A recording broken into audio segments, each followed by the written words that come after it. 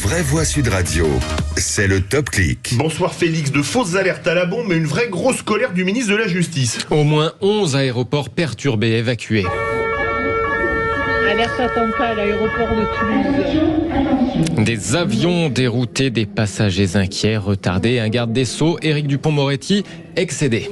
Ces petits plaisantins, ces petits guignols qui s'amusent avec ces menaces, fausses en l'occurrence, ils seront retrouvés, punis.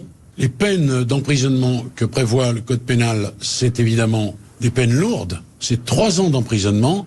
Et je veux dire aussi aux gamins qui s'amusent à faire ça, qu'ils seront également retrouvés, qu'ils seront également punis et que leurs parents seront tenus de rembourser les dommages et intérêts qu'ils auront causés.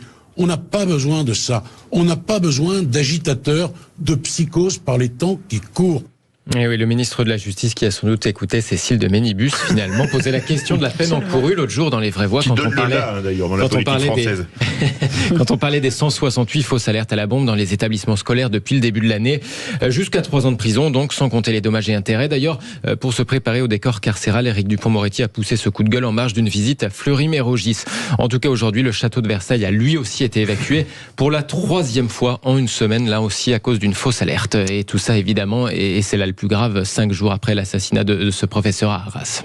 Et dans les top tendances ce soir sur les réseaux sociaux, on trouve aussi le 49.3. Et oui, alors que les débats sur le budget venaient à peine de commencer, Elisabeth Borne a déclenché donc le 49.3 sur la première partie du budget. Et ça, eh bien, ça agace fortement la députée LFI Clémence Guettet. Son collègue Loïc Prud'homme aussi fustige, je cite, la faillite démocratique de la minorité présidentielle.